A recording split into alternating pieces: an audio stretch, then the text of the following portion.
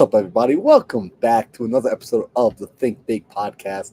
You guys are finally seeing my face again. Oh, let's mute this. You guys are seeing my face. We are back. Sam's been holding it down for the last 2 weeks because I've been out gallivanting around the world. Um, I told Sam he's responsible for 2025 not letting me leave my house so that I can stay and work. Tonight, however, we're going to be doing. Oh, by the way, Sam, I didn't mention this. One of the coolest things last week, I was in Denver while you were holding it down on the podcast, and before I went out to dinner, I walked through. We were hanging out with some regional leaders in Denver. They were doing their business. We were in their office, and as I was leaving their office, do you know what I saw on their monitor? You know what show they were watching? They're watching the Think Big podcast, Sam's Sing Edition. No way. It was insane, bro. That's so weird.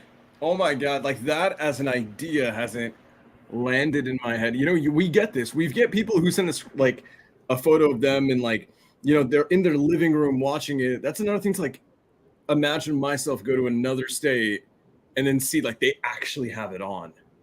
And it was there like naturally. They didn't like, you know, do it intentionally to look good. It's like it was actually there. That's fantastic, bro.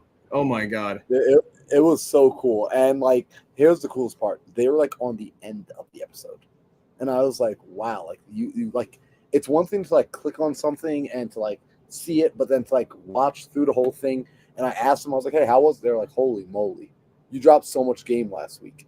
You were sharing about the new laws coming into practice and just, oh my gosh, brother. Insane values. So tonight, we're going to be doing something that we don't do as often, but people love it when we do, which is live Q&As, where we open up the call, we open up the podcast to the audience, giving people the opportunity to come up to ask their questions about business, to ask their questions about life.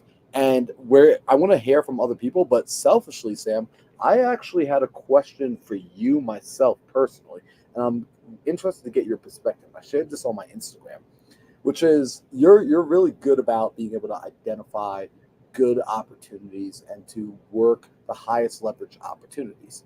And I wanted to understand this from your perspective. As an entrepreneur, how do you know which business is the right business to pursue?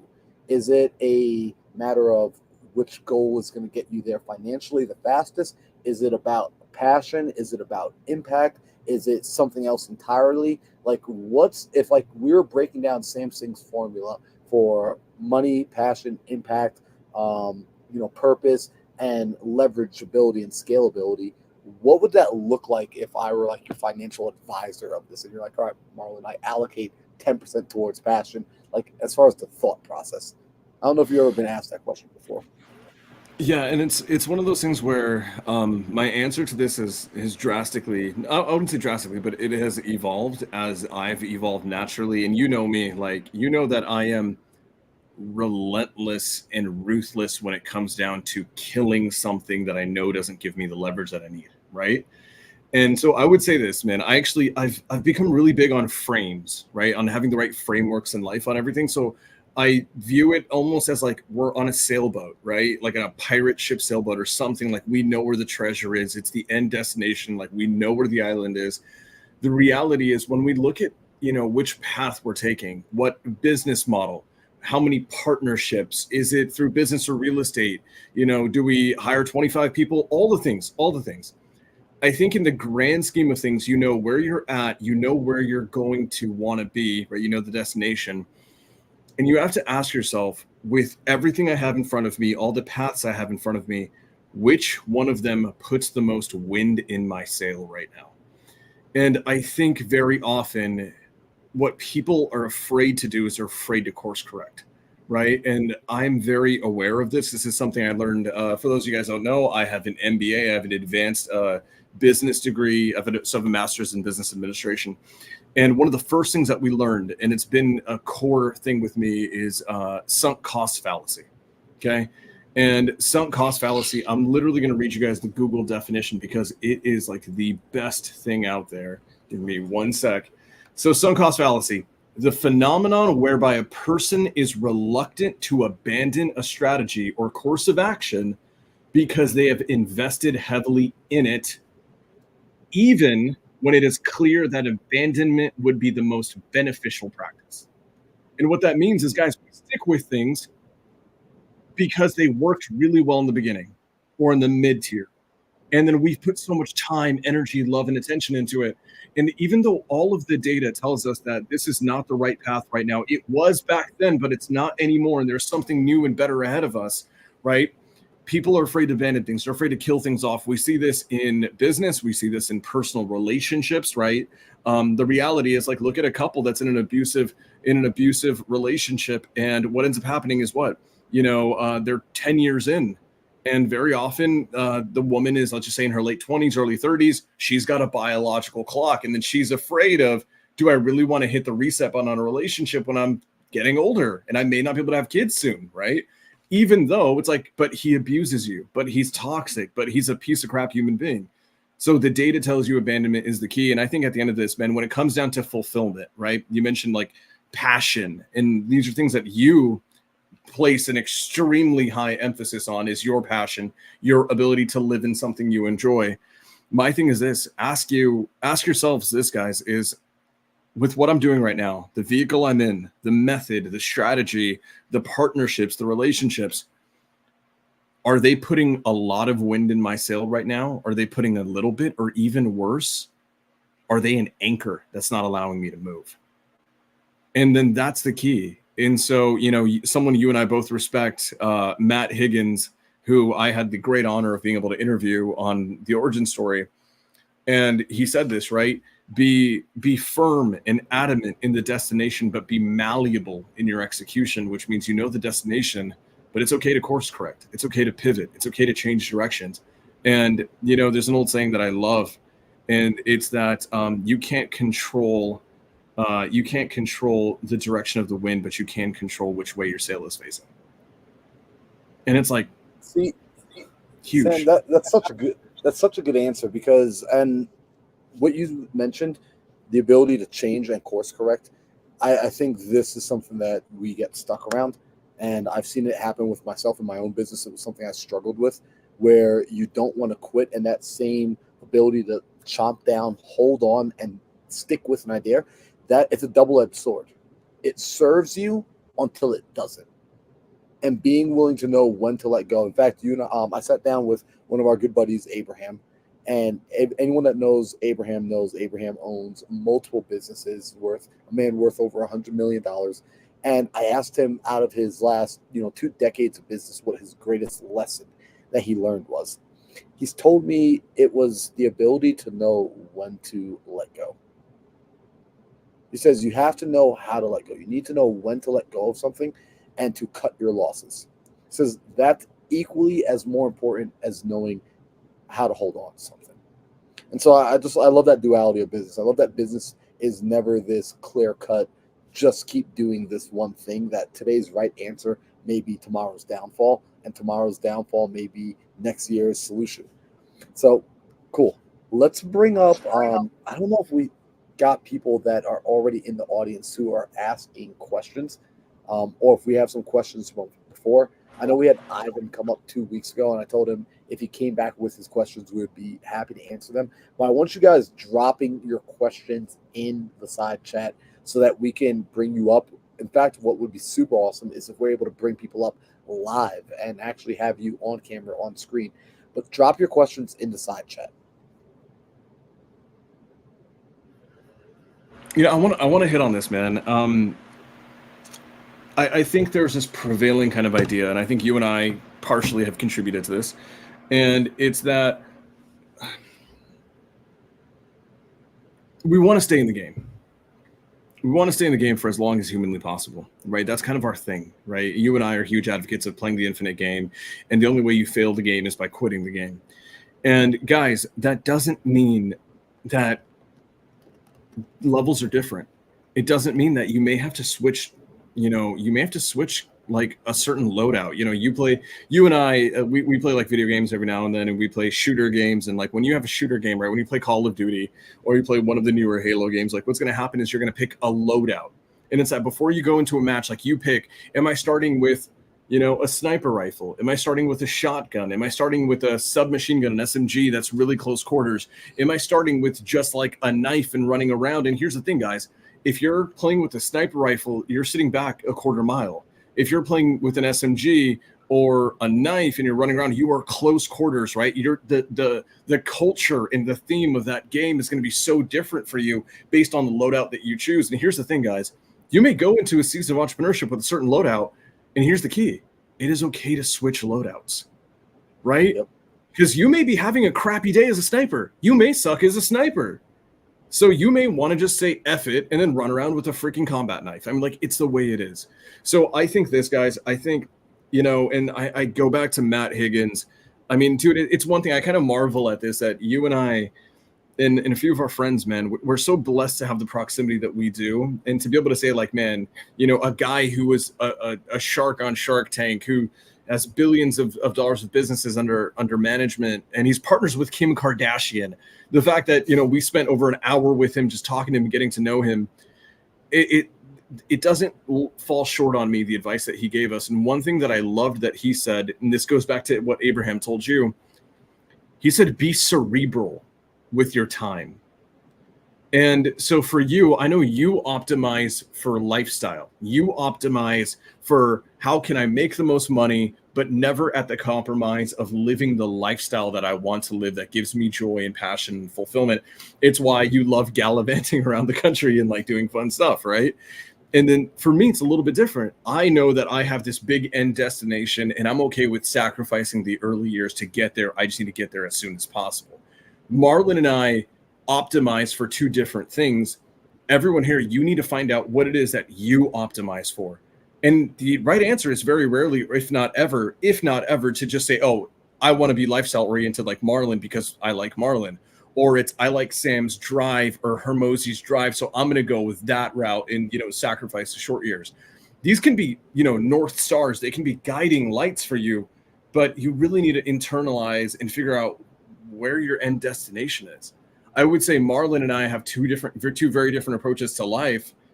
We're very close friends. I would say Marlon's like one of my best friends on earth. And I think the reality is we're both going to the same destination. We're just, sometimes we're like on the exact same path, the same route. Sometimes we're driving two different cars. Sometimes, hell, we're on a plane together doing it, right? So I think that's the key, guys. And no matter which way you go with it, I think Matt Higgins' answer of being cerebral with your time is gonna be the thing. Let's get into some questions, dude. Yeah, man, love it. So I saw Ivan dropped a question over here in the chat. He wrote, how important is your environment on your entrepreneurial journey? So your friends, mentors, coaches, etc. How important is that, Sam? Like, how important are you? Like, where does that stand for you? Are you cultivating this on purpose? Is it accidental? What's that look like? I think that. Ooh, great question. Is it purposeful or accidental? I think that regardless, no matter what, your environment will affect you or influence you, whether you like it or not, or whether you know it's happening or not. So a lot of times, you know, and this is not a religious take or anything, but like I love this old saying, and this is not like a claim on religion or anything. I just like the saying, and the old saying is that not believing in the devil won't save you from him. And I love that saying, right? Because the whole idea behind it is that whether you realize it or not, there are forces in the world that are influencing you and impacting you.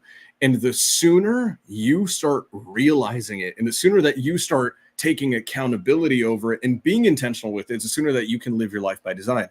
So Ivan, I'll tell you this, it's extremely important, if not the most important thing, because here's how I know. I know for a fact that I can take you, Ivan, I can pick you up from this time, 2024 in America. If I go drop you in 1942 in Germany, your life's going to look a lot different. Your life's going to look a lot different. Why? Because you're going to be around the Nazi occupation. And then you may end up becoming a not so pleasant human being, right? I can go equally take you to I don't know, let's say somewhere in China, whenever the heck Genghis Khan was like going to town doing his thing. You may have been a barbarian. You may have been someone who would execute other people, Like, it's the same, Ivan. All I'm doing is changing your environment. That's all I'm doing. And we know this guy used to work for the government, guys. And I forgot who said it. Hermosi brought this up too, and it was a phenomenal line. And he said the number one data point, and this is true by the FBI's Uniform Crime Report, the number one factor on whether or not someone is going to be like the biggest common denominator in whether or not someone will be successful, someone will like get out of poverty, is the zip code they're born in. Like, that is it. I believe in autonomy. I believe in independence, but I do also believe that forces are affecting you, whether you realize it or not. If you don't believe me, go turn off social media for the next 30 days. Mm-hmm. Trust me, in 30 days, your outlook on life will be different. Your outlook on what you think is important will be different. You'll realize there's things that you thought were important that you actually didn't give a damn about. Why? Because you're not looking at Sam Singh stories where he talks about it. So your environment is the most important thing. And Marlon, someone who taught me this about environmental design. That's something he really kind of hammered away with me. And so recently I went and just got an Airbnb in Vegas. I live in California. I went and got an Airbnb in Vegas, went there for 3 days just to get away from like this environment, massively more productive. Same tasks, same day-to-day mission. I just changed my physical location to a new area, to a new home, literally. And I brought my dog with me, and I was probably 4 times more productive. Weirdest thing out there. And so I think I'm a huge advocate of it. Marlon, you have a lot of people who come to you for high performance coaching. How often do you see that their environment, their friends, their family are negatively influencing people? 100% of the time. And I'm not even going to use the word negative. I'm just going to say their environment is influencing them. And so it's about allowing it to influence you intentionally. And so this is actually an exercise I have every single person without fail go through. I make them pull out their cell phone right there on the spot in front of me. And this is something actually you introduced to me, Sam. You reminded me of this. And so because of you, I intentionally do this with everybody. I make them open up their social media account, whichever one they use most commonly, and I make them go through their newsfeed, and they have to audit what they're seeing in their newsfeed. They have to audit the relationships they're entertaining. They have to audit what they're allowing to come through their eyeballs. And if it's not serving them immediately in that moment, if it's not a direct correlation directly serving them with what they are intending to do, what they want to create and what they want to build, they have to block and unfollow those people right there on the spot. And what's so interesting, Sam, is people start to have this visceral emotional response to letting go. And I love when that happens because I ask them, I said, did anyone just get a little bit of anxiety on following Jim from the 2nd grade? Did anyone just get a little anxiety on following your Aunt Susan because that's your aunt?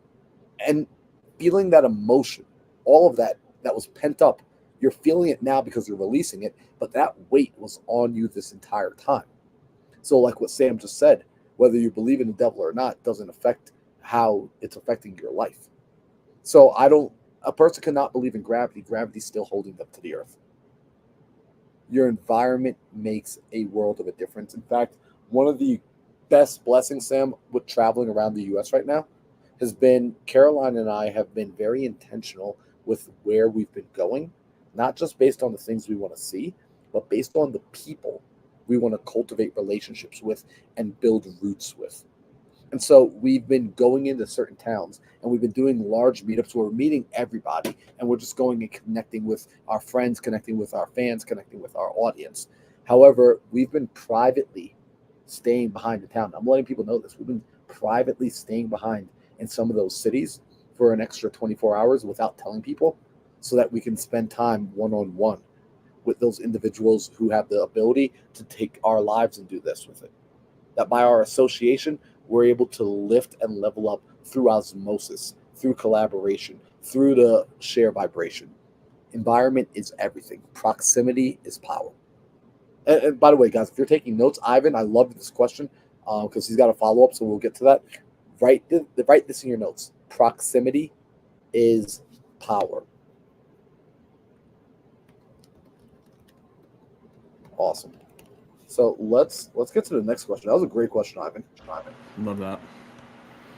Okay, what's the next one? All right, next question here. What does your sales manager daily task look like? This is coming in from Golden 55. Okay, so Golden 55, I hate to do this, but because that is an extremely tactical question, and I can't give you a meaningful answer because it's in this perspective right now. I want you to go back and look at episode 73 and episode 74. Those are two phenomenally tactical episodes. We did all about hiring, training, retaining talent, building an org chart, and basically where everyone falls in. And that's going to be as well about sales managers, sales directors. So if you guys come over to Sam's YouTube and you click on, if you go to Sam's homepage, you're not going to find the video. Click on the live and come down to Sam. You said episode 72, correct? 73 and 4, I think. 73. Here we go. Hiring a team as a business owner and creating a $1 million blueprint from scratch. So Sam actually went super in depth on all the people you need to hire. I would go and watch this video. In fact, here's what I'm going to do. I'm actually going to just go ahead and in the chat for you, Golden 55, so that you don't even have to look for it. We want to make your life easy. We want to remove the friction. All right, so let's go over to Martin. And I'll say this: I haven't publicly announced this, but my next signature masterclass is done, and I took some time to think about it. The next signature masterclass is actually going to be all about how to hire, train, retain talent, and basically remove yourself. And this is why on social media I talked about this today, guys. The other day we had 18 deals in escrow. We have 20 deals in escrow right now. I haven't talked to a seller in 2.5 years. I haven't talked to a escrow officer in 2 years, maybe a year and a half. Completely automated out of my business. So the next signature masterclass is all going to be about how to do 7 figures in a business, whether it's wholesale, lending, whatever, and how to do it from the perspective of hiring. So it's going to be like episode 74, but like as in depth as we can possibly go. So that's going to be huge. Okay, but let's go on to Martin. So Sam, real quick for your masterclass, because your masterclasses are legendary. For the people here who aren't already following you, how do they know when that's going to drop? Should they be following you on Instagram, Facebook? Yeah, dude, I'm only going to be announcing it on Instagram. And it's funny, I love doing this thing where I do like this ghost marketing where I only market things maybe a week before for like on Instagram stories for all of 25 minutes. And the cool thing is every time I do it, we will get, it's like Marketing Secrets right there. You guys will see it is a phenomenal example of this. I literally marketed it for a week through Instagram stories alone in one reel. And then we had 600 people for an average of 4.75 hours. So it's going to be a quick flash thing, but you're only going to see it on my Instagram. So make sure you follow me there and plug in there. So guys, this is Sam's Instagram. I'm dropping the link in the chat. If you are not following him already, this is one of the few people you need to be following on social media. Also, I want you guys to pay attention to this. He's got 4,300 followers. He is only following 197 people. What does this tell you about Sam? He is a focused, handsome, brown man. Okay? So I want everybody to be dialed in. Sam is one of the few people on Instagram that you need to be following. He only drops value. Let's bring it over to Martin. So Martin Perella says, how many more women flock to you, Sam, by starting a business? Like, just are you beating them off with a stick at this point? You know, we already were doing that before as the Italian stallion, but like, has it just escalated to the point where, is this why you hide in Fresno so that they can't find you? Dude, you need to stop before I will do this, because I've done this before. I've shown the stream shirtless photos of you, and then we can, guys, there's a reason that he's in an RV right now. It's because he literally will go into a city, the women will frenzy, and local law enforcement will tell him he needs to freaking leave before they start a riot. And the problem with Marlon is that he can be tone deaf sometimes. And so when he goes on his, 20-mile-an-hour run at 5 a.m., he likes to do it shirtless. And then what ends up happening is by the end of the run, I've seen it, it's about like 300 women are sprinting behind him. So the answer is yes. Absolutely, more women will flock to you if you start a business. But fun fact, I'll say this, guys. It's really kind of funny. I look at guys who are kind of similar to me and Marlon in like our journey. I see guys who are ahead of us, and I see both, right? I see the guys who are the most subtle with their wealth, and guys, they like Marlon. Marlon isn't a guy who likes to buy tons of expensive clothing and wear Rolexes and like all the things. It's just not him. He's such an authentic, genuine person. He leads with his, don't get me wrong, he dresses amazingly, but he's not like going to wear like, Gucci freaking shoes or whatever. And then equally, there's probably guys in the internet who make less money than Marlon, are less successful, and buy way more expensive crap that's showy, and they attract, right? So the reality is this, man. Depends what you want. Do you want women to flock to you? Absolutely. But here's the thing. If you don't show your wealth, if you don't like make it known that you're a business owner who's making a lot of money and crushing life, like they won't know. And like, this is funny. It's like, your vibe attracts your tribe, right? And here's the other dangerous aspect of that, guys, for all my men out there. When you are extremely flashy and showy, I promise you, the people that you are attracting may not be there with your best intention at heart. And then versus Marlon, you and I know people who are doing over $100 million a year, and they have no element of flashiness to them. They've got the best relationships. They've got the most committed marriages, and they're people that we look up to drastically. So will women flock to you when you start a business? Absolutely. As long as you freaking crush it and scale your business, bro. I love that. And so Martin says, just kidding, but what's the biggest mental block you had to overcome? So I'm assuming he's talking the biggest mental block in getting into business. And Sam, I want to hear your answer, and I'll briefly share my answer on this one. The biggest mental block I had to overcome was two. One, it was imposter syndrome. So it was as I was beginning to have a little bit of success, the communities I was a part of, I started to get notoriety far before I felt I deserved it. And I felt this pressure to be someone because everyone was saying I was bigger than what I had given myself credit for being. And so I was in this position where the way people were talking about me, I didn't feel I had earned it yet. And I was beginning to almost like push away my blessings. And what was interesting was it was like which came first, the chicken or the egg? Because people were starting to put me on a bit of a pedestal and give me a bit of notoriety, more opportunities were coming to me. I still had to do the work to make the opportunities into something. But I remembered I was at first pushing the opportunities away, saying, no, I don't deserve this. No, like, get it away from me. And thank God for Tanisha Epps. I give her credit for this all the time, because it was one phone call late on a weekday night, around like 10, 11 o'clock at night, that Tanisha calls me, and I called her, and I said, Tanisha, I'm actually really stressed. I feel like I'm getting a lot of notoriety. I feel like people are calling me a closer and success and all these things, and I don't feel I've earned the title yet. And she said, okay, well, Marlon, you got two choices. You can either go and tell everyone they're absolutely wrong and continue to live your small little life, or you can step in to the version of reality that people see for you, and you can become that person. And so when Tanisha said that to me, I recognized I had a choice, and it was up to me to go go earn the title. And so that was one of the biggest mental barriers I had, was that imposter syndrome. And so I understand when I see other people going through the imposter syndrome, it's uncomfortable. However, you have to push through that discomfort, because on the other side of it is it's the growth you're looking for. So that was the biggest one. I said I had two. The second one was what Sam mentioned earlier, giving yourself permission to change, giving yourself permission to be all in on one season of life, that, yes, this is what I'm doing. I am gung-ho. This is everything I'm about. I eat, sleep, breathe this. And then next year, when it's no longer in alignment, switch, right? Like, you don't need to, here's the thing, you don't need external permission and validation from other people to follow your passion and alignment, to follow what's right and what's resonating with you. And so, again, that was a big mental barrier, because I was so concerned. I want to be accepted by people, right? I have a desire to be accepted by people. Now, I no longer let that be the only decision-making factor. That desire is still there. I still want people to like me. However, I'm not allowing that to dictate my decision-making. So, Sam, for you, what were some of the biggest mental blocks that you had to overcome? Yeah, I love that. So I'm going to give you two, and I'm going to speed through these relatively in the interest of time.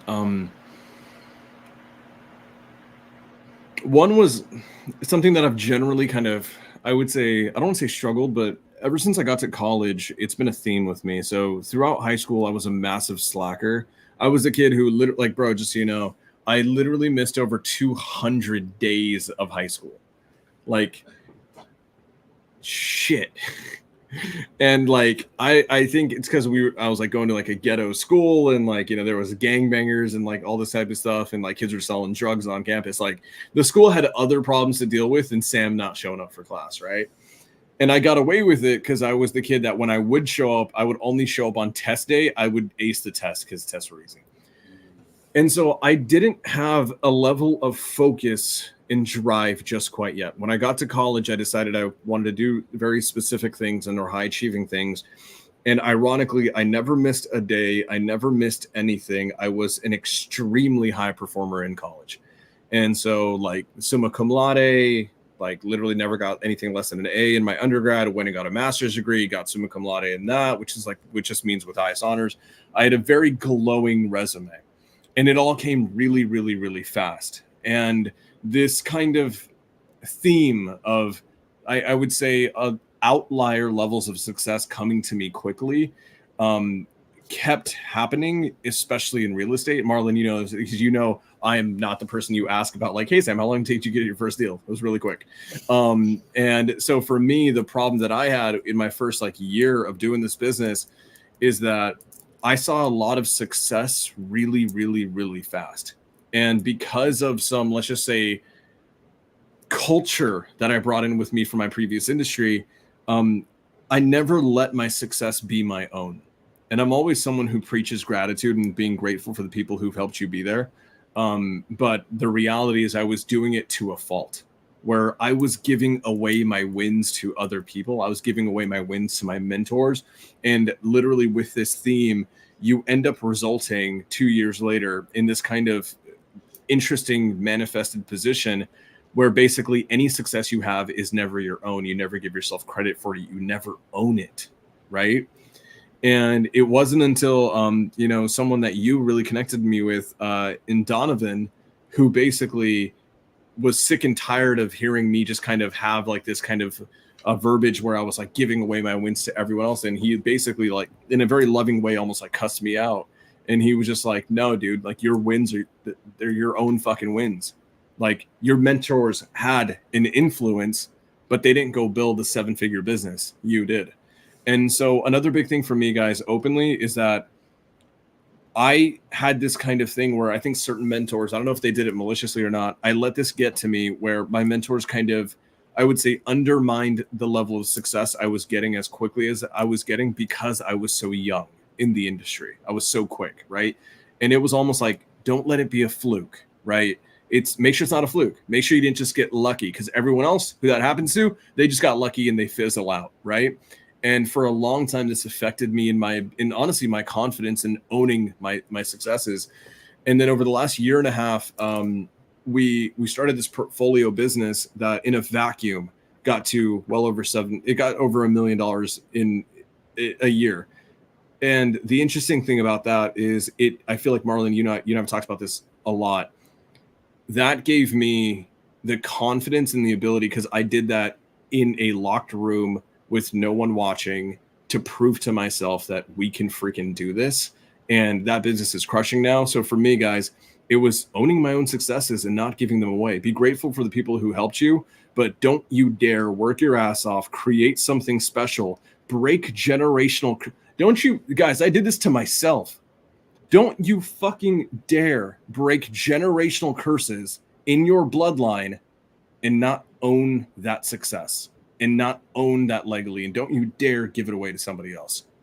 Like, huge. That was the biggest obstacle for me, mental block for me, man. And dude, I think a really big thing for me, man, is something that Kent Clothier talks about a lot. And it's that in order to create a new season, in order to create a new version of yourself, the previous version of you must die. And so for the last 2.5 years, I've been very much an operator who is very like Hermosi-esque in that, like, I will lock myself in this room and just freaking work and build. I'm entering a new season. So this is not a season. This is not a mental block that like I've had 2 years ago.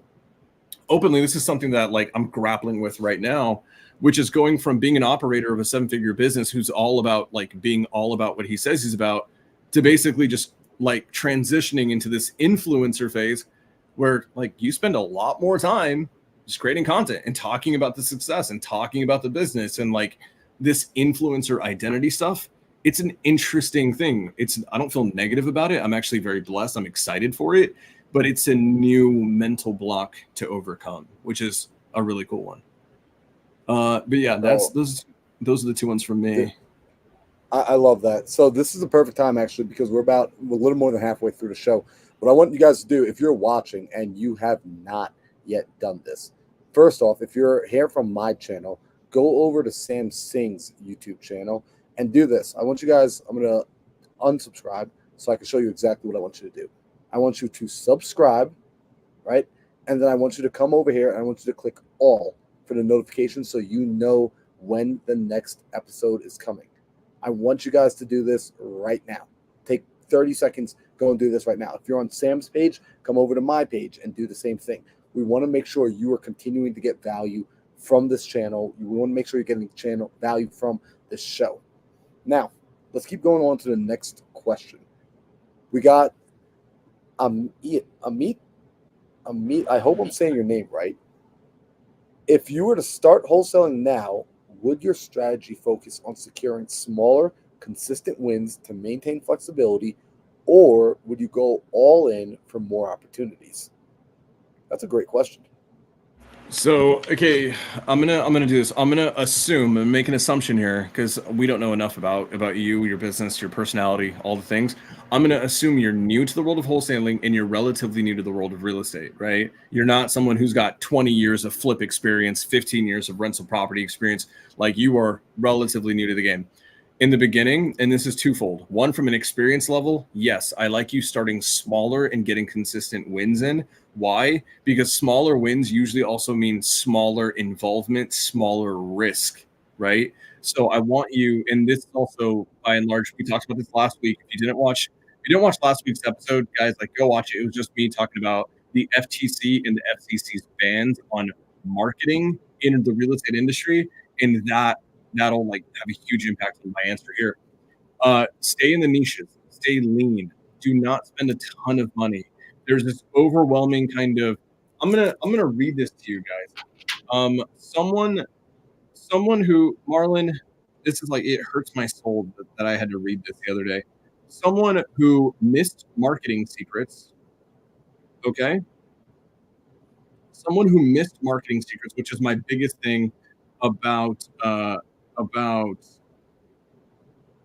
gonna find it here. Which is about like basically you do this, and this. Here's how you optimize marketing. If you do all these things right, here's the cash conversion cycles. Here's the P&L. It's like you do this, you will make money safely. This person missed marketing secrets, and they texted me this the other day. Their last 6 months of being in a high ticket coaching program has turned into, and they did everything the coaching program told them to do, but they got one deal. Okay, all they got was one deal in 6 months and $90,000 in spend. Okay. And Marlon, this is a like $20,000-$30,000 mentorship program. They were like, we were blasting all the mailers, we were doing the PPL, all the things. We bought the VAs from the VA agency that this mentorship was telling them to do, XYZ, all, and he lists all these things that they were doing, where they were getting their data, where they were getting their mailers, where they were getting their callers, all these things. And this was over the last 6 months. Guys, like 4 or 5 months ago, I did marketing secrets. At that time, literally everything I explicitly, openly said not to do, this person did. Why? Because a $30,000 mentor told them to, as long as you use their affiliate links, right? And they dug themselves into this hole. And what was lacking was some level of context on where the industry's at right now and what's being conducive to success.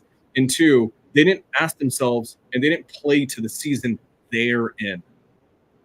That's the key. They were playing ball as if they'd been in the game for 20 years and had $50,000 a month to spend, right? But in the case of being new, start lean, start small, do niche marketing to niche data sets, have little risk, and then stack up wins, stack up experience, okay? Then you can go and start taking bigger chances. But start lean all day. Yep. And quite frankly, if I were brand new, and it's funny. I was talking to Ty Ligero, Ty from out in California. I can never say his last name. This morning, and we were talking about if we had to start over brand new in real estate, what we would effectively do is I would go and door knock pre foreclosures. I would like if I were starting off with no budget, I had no money, I had plenty of time because that's typically the avatar of a wholesaler. A person getting started in real estate is typically, if you're wholesaling, it's because you have time but no money. All right, I would pull pre foreclosure directly from the county, directly from the trustee's website.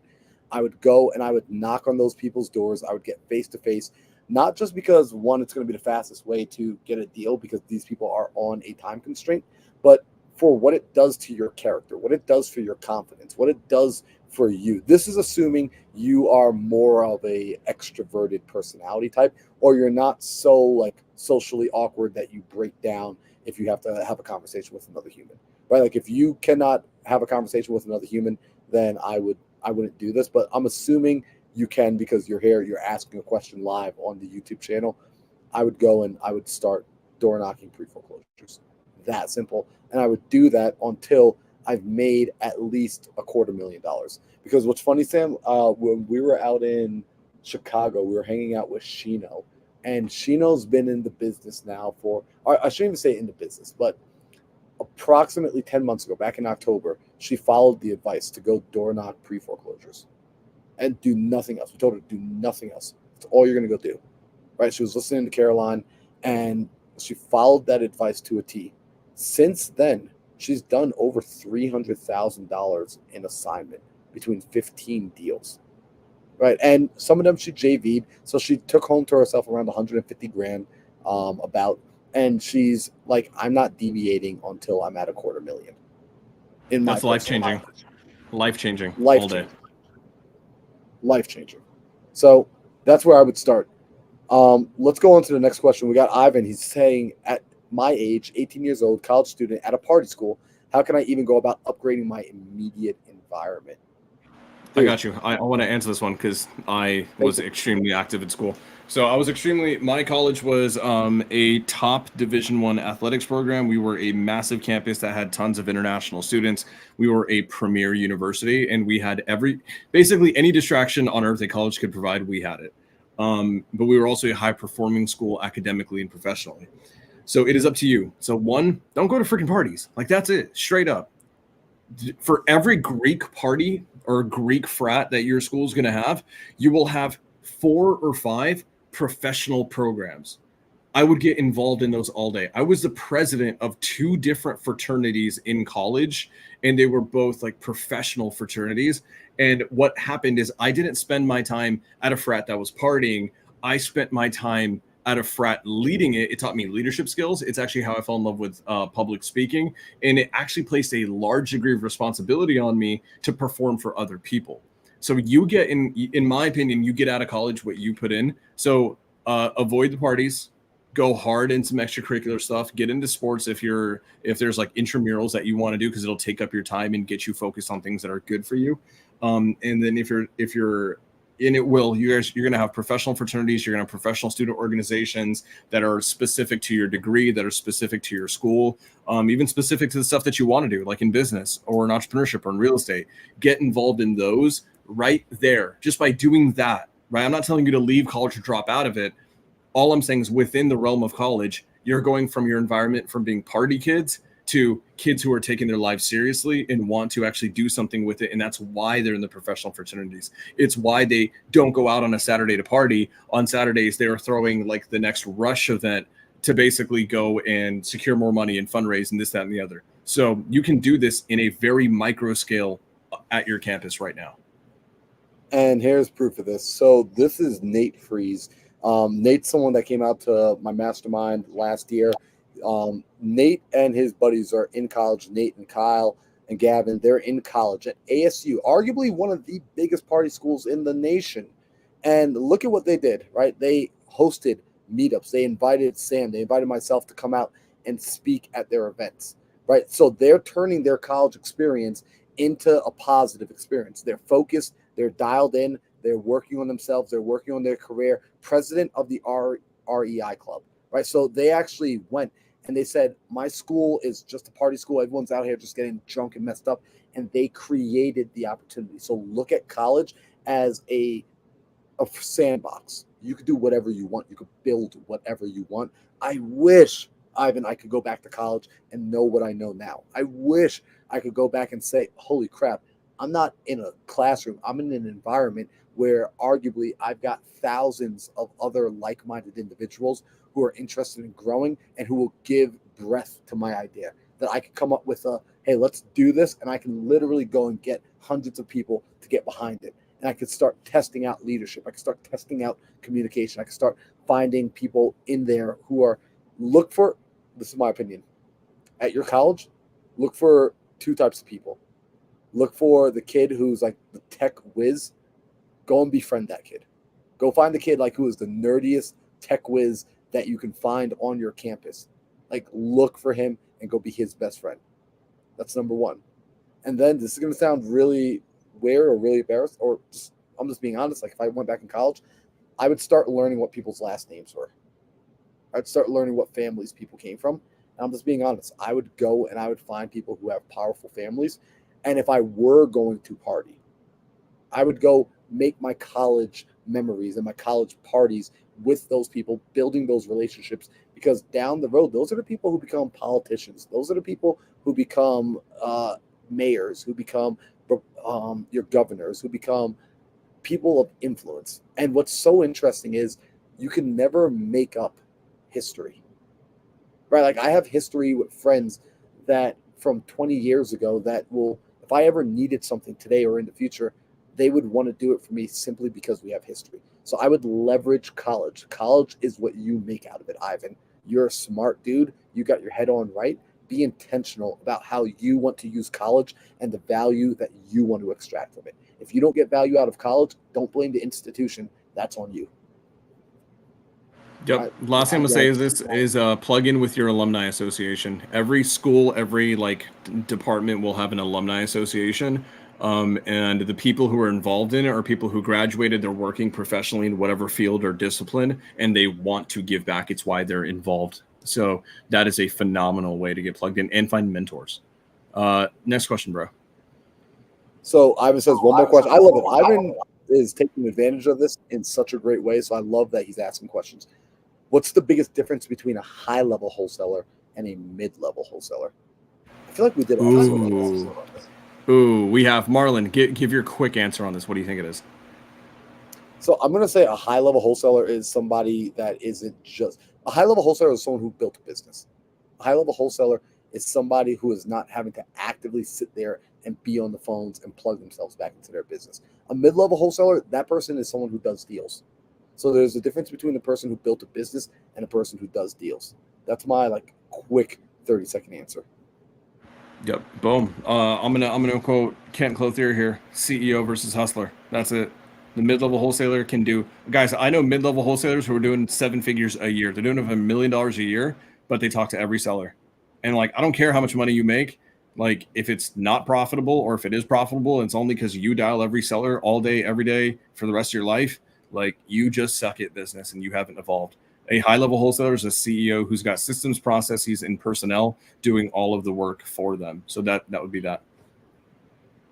Awesome. So let's keep going. I'm going to try and speed through these next couple of questions just because we're running up on time. So Ivan says, what's your guys' ultimate aim in growing your business and making money? How often do you think about that as you go through the motions of the day? I'll answer this one very quickly. For me, my ultimate aim is impact. I was changed by the likes of Tony Robbins, Dean Graziosi, Les Brown, those sort of guys who were just out sharing information that made my mind think differently. It expanded me. And as a result, my family's life better, my friends' lives are better. Everyone I come into contact, their life gets better because I got better. So for me, my ultimate goal is to really push this idea of growth mindset, to push that so that it becomes more common, more normal. As far as money, I think about money pretty regularly nowadays, whereas I used to not. Right now, as a business, my goal is to get to $150,000 per month in new monthly recurring revenue. So that's what I'm aimed at. That's the target I'm looking to get to. That's a target I'm not at yet, but that's a target we will be at soon. And so I think about it pretty regularly, as basically as early as when I wake up in the morning and before I go to bed. That way I'm reframing my mind each time. I brainwash myself basically to stay on the path. What about you, Sam? I love this. Guys, I'm extremely focused and hellbent and like truly obsessed with this. Because it is my fundamental belief in life that I am here to serve a purpose that is more than just me greedily taking up everything that I want. And so my purpose, very much like Marlon, his is an impact with people and their mindset. I have two core missions in life, and I think that if as long as I accomplish those, like forget everything else. If I've done those two things, like I think I've gotten what I've come here for. Number one is to create the absolute greatest animal sanctuary of all time, which is inspired by one of my great childhood heroes, Steve Irwin, the crocodile hunter.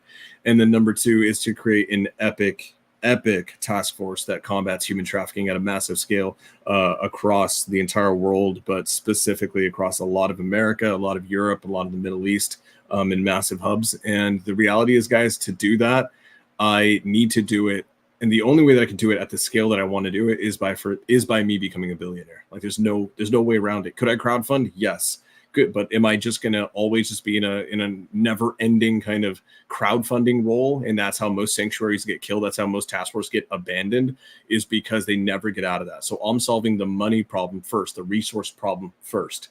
And so like today, if you guys don't believe me, like literally today, I rescued a dog. You can go to my Instagram stories and see like a video of me going and rescuing a dog that was like caught in a net and about to like die, which was awesome. So how often do I think about it? All the damn time. Why? Because when I get lazy, when I procrastinate, I have mentally tricked myself into understanding that there are consequences of my inaction. Where we're always like very firm and open with our consequences of our actions, we're very rarely upfront with the consequences of our inaction. So for me, and those consequences are high. They're not, I don't make the money. The consequence of me not doing what I need to do, more women and children get abducted from their families and thrown into human trafficking. More animals are slaughtered, illegally poached, this, that, and the other, because they didn't have someone to save them in a sanctuary. So that's me. Moving on. Marlon, you are muted. Awesome. Travis says, I've been struggling with time blocking and giving 100% due to being pulled in many directions from life, W-2, my wife, etc. What habits are good to grow on getting started? So, Travis, what I'm going to do is I want everyone to see this, because if anyone has this question, this is what I want you guys to do. You're going to go to my Instagram at Mindset Marlon.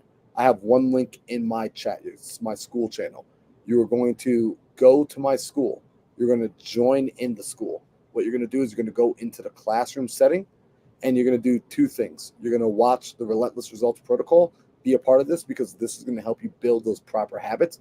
And then you see right now I'm building out a module course for you guys on that exact question. So that will answer that question now and forever for you on what habits you need, how to time block, how to prioritize, and how to do all that good stuff. Did you guys see the freaking amount of value? That was crazy. I just like, you're like, dude, you had like a new module for everything. That was insane. Okay, but Martin asks, being around high-level guys with family, how do they deal with family and business, more specifically the guilt of not spending too much time with their family in order to grow their business? I'll say this. I have yet to meet someone or a couple who I think has it perfectly dialed in. I don't think there is a perfect. I think the people that you and I look up to, I think, bro, we have mentors who we think crush it, like Jerry Norton and Anne Marie. We think they've got a beautiful kind of setup. We've seen other mentors who we think, it's not optimal, and it causes stress and it causes issues in the relationship. I'll say this, guys. If you think work-life balance, right? The word balance literally by definition indicates separation. I think the key is not work-life balance, it's work-life integration. And I think the people who we see thrive the most are the people who live life together, and they do business together, and they build a legacy for their family in their business together. So I think the ones that I look up to the most, they've got that the most dialed in possible. There is no perfect balance. It is a spectrum. It is a give and take. There are seasons where it's going to suck. There are seasons where someone's going to have to sacrifice more and wife is not going to be happy.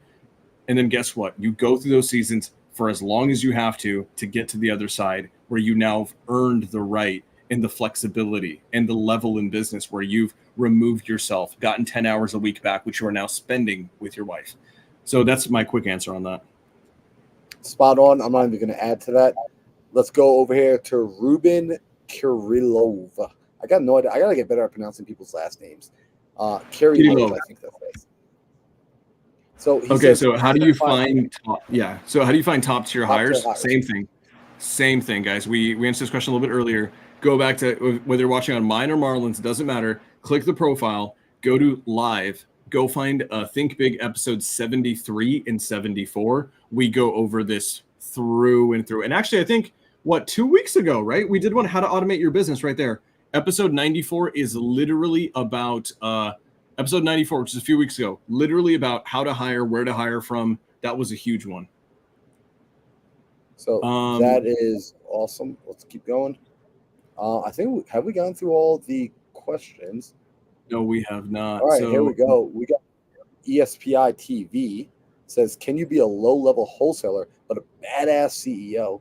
Relating it to basketball coaches that were at the end of the bench but became great coaches, wondering if this can apply to business.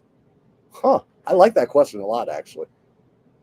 So here's my take on this, actually. It's possible to effectively be an amazing CEO. What I think you're actually asking is, can you be an amazing business owner and a terrible technician, right? Like, can you own the car mechanic and have no clue how to work on cars? And the answer is hell yes. If you understand how to manage and put together winning teams and put together winning businesses. So I think, Sam, you use this analogy all the time that, like, if Elon Musk were to get into wholesaling, do you think Elon Musk would ever sit down and pick up the phone and learn how to cold call and learn how to text? Like, no, he would never do those things because he has such higher level skills. He knows how to manage people. He knows how to cast a vision. He knows how to hire the top talent. He knows how to give them the resources and get the hell out of their way. So you can be a low-level technician. You could be the worst person on your team. Arguably, I would actually say your goal is to be the worst person. Like, your employees should be better at the job than you are. And I love when people are self-employed and they're like, man, I can never find anyone as good as me. And anytime I do find someone, they always run off and do their own thing. They always leave me. It's like, yeah, because you're a great technician, but you're a terrible business owner. You're trying to be the best version. You're trying to be the best employee. Then you're robbing your best employee from having the job they want. Yeah. So straight up, guys. Could you imagine? Yeah, could you imagine how good your business would be and how much money you'd make if literally even the lowest level employee that you have is better at that skill set, better at that role than you? Oh my God, you would be making a ton of money. So abso-freaking-lutely. Guys, at the end of the day, he said it. If Elon Musk, if Alex Hormozi starts a wholesale business tomorrow, he'd probably be, like, within a year, one of the best wholesalers in the country. And I can guarantee you one thing, he'd probably never pick up the phone and dial, ever. And it's why? Because he's really damn good at business. It's why I don't teach you guys how to wholesale. If you guys haven't noticed this, I talk about wholesale a lot. I crush at wholesale. We've got 20 deals in escrow right now, and I haven't talked to a seller in 2 years. The reason isn't because I'm really good at wholesale. I would actually argue that I'm probably mediocre at wholesale, but I'm really freaking good at establishing business. That's what we're super good at. Last one, and then we have to, because we're going over time, and it is late wherever the heck Marlon is in the world. So Tristan Beavers, love Tristan. Tristan, you and I need to have a chat soon. This podcast is insane. So good question. I'm curious what you do with a $50,000 credit line and 2 rules. You can't get on the phones. I love that he's setting a parameter for himself. Mm-hmm. You can't get on the phones, and you have to double it in 6 months through wholesale. Okay, so mathematically, right, you have ironed out 2 things. 1, you have to hire, and 2, you have to do something that allows you to have a quicker cash conversion cycle. So the problem right now with less than 6 months and doubling it is you're pretty much going to have to go to inbound leads.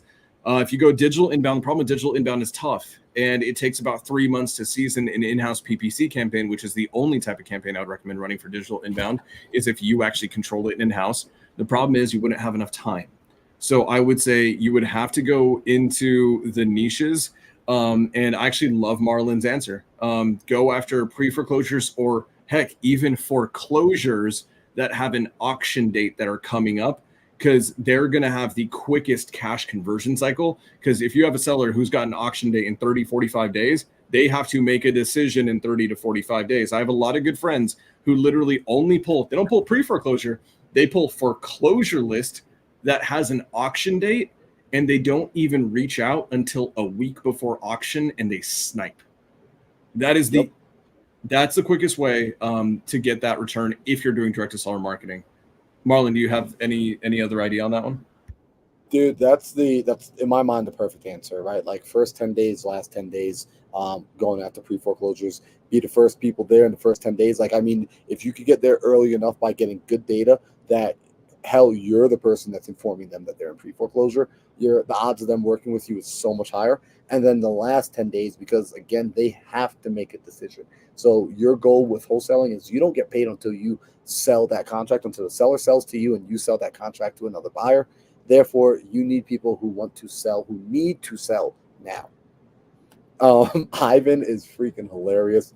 Good luck, Mac, trying to summarize this podcast on his story.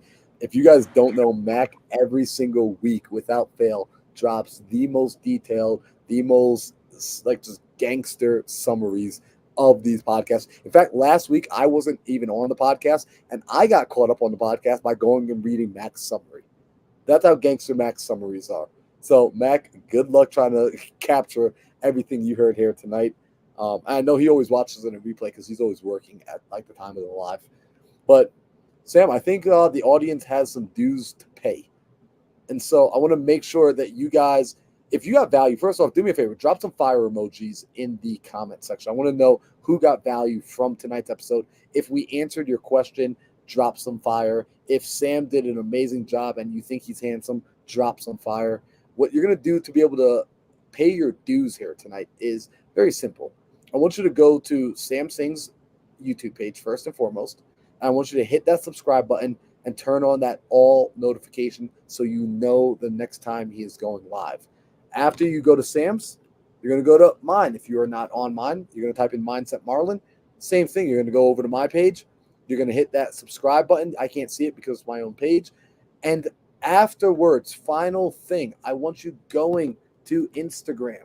I want you sharing your story. I can't do it from my phone or from my computer, but make a story. Tag us in that story. Tag me at Mindset Marlon. Tag Sam at Arch Sam Sing, right? Our names are right at the bottom of our actually, I don't see our names on the screen for some reason. I don't know why. But tag us on that post. We want to know what your biggest takeaway was. We want to know what stood out to you, what was valuable to you. If your takeaway is fire enough, I'm going to reshare it on my page as well. So, guys, next week we will be back at our same time. It's going to be episode 97, which is crazy. I'm excited for the 100th episode. We should do something. I don't know what we're going to do, but we should probably talk about this offline. We should do something special for the 100th episode. So. Yeah, we should do something huge, man. Absolutely. 100 episodes. Guys, that's 100 episodes in a row without missing a single week. That's filthy. All right, let's do it. Filthy. All right, guys, enjoy